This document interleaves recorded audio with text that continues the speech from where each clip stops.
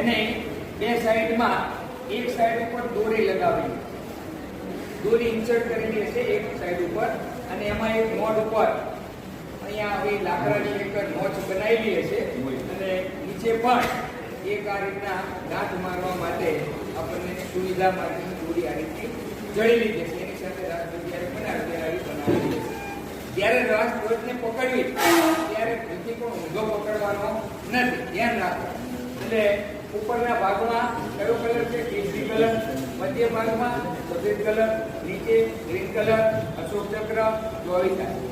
હવે એ બધી વાત થઈ ગઈ છે ને આપ પણ જાણો છો. બે દોરી પોલ ઉપર બે દોરી લાગે છે.